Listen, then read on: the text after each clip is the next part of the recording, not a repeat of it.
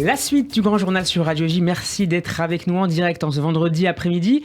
Nous recevons à présent Simon Serroussi. Bonjour Simon. Bonjour. Et merci d'être avec nous. Vous êtes le porte-parole de l'ambassade d'Israël à Paris. Une délégation israélienne sera envoyée, on le disait tout à l'heure, la semaine prochaine à Moscou après la décision russe de mettre un terme aux activités de l'agence juive dans le pays.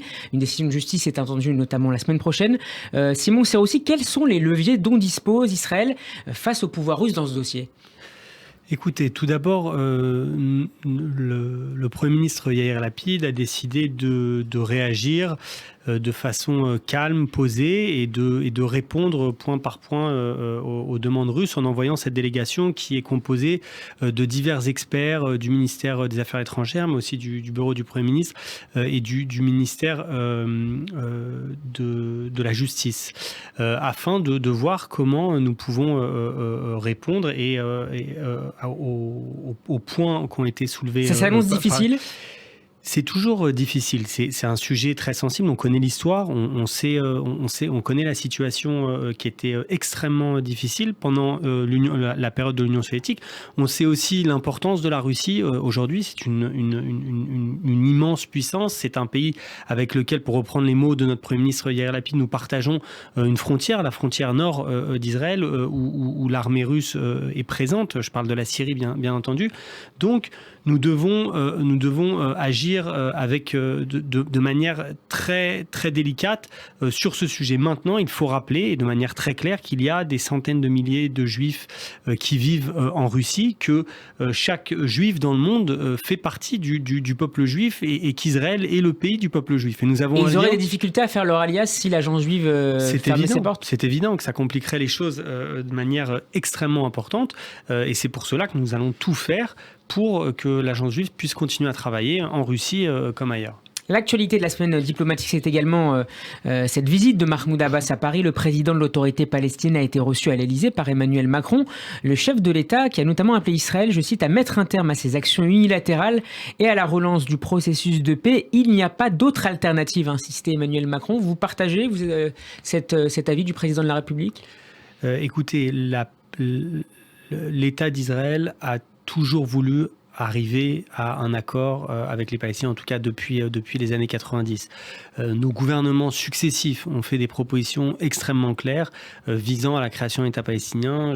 Pour en citer quelques-uns, Barak à Camp David, Attaba ou bien Olmert en 2009, qui ont fait des propositions extrêmement avancées, des compromis énormes. On parlait de plus de 98%, 97% de la Cisjordanie, Jérusalem-Est, des compromis très, très douloureux sur les réfugiés.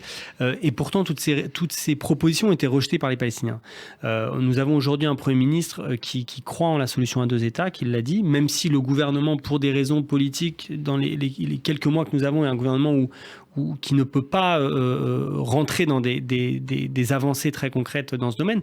Mais je pense que la vraie question, il faut la poser aux Palestiniens. Comme je vous l'ai dit, les propositions ont été sur la table. Elles ont toujours été refusées par les Palestiniens, que ce soit par Arafat, que ce soit par Mahmoud Abbas. Et vous considérez que ça n'a pas été suffisamment souligné par le président de la République, en tout cas publiquement, lors de sa prise de parole ? Je ne me permettrai pas de commenter de cette manière les propos du président de la République français.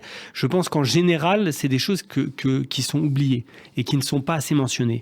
Le fait qu'Israël a su faire des compromis énormes pour arriver à la paix, a su prendre des risques, a su avancer de manière extrêmement claire, que ce soit à travers ces accords, et j'y pense maintenant en parlant, même ne serait-ce que le retrait de Gaza, qui n'est jamais souligné comme un compromis énorme du côté israélien, qui a été un pas en avant très fort en 2005. Aucune contrepartie n'a été demandée, et en échange, les extrémistes ont pris le pouvoir à Gaza, et ont transformé l'enclave en un repère de terroristes. Et c'est malheureusement cette bonne volonté israélienne et ces propositions fortes israéliennes qui sont oubliées, qui ne sont pas mises en avant. Le peuple israélien est prêt pour la paix. Le jour où il y aura en face de nous quelqu'un qui saura saisir cette main tendue, Sadat l'a fait. Et la paix avec l'Égypte a été une réalité très rapidement. Nous espérons qu'un leader palestinien puisse le faire rapidement. Merci beaucoup Simon Saroussi d'avoir été avec nous. Je rappelle que vous êtes le porte-parole de l'ambassade d'Israël à Paris.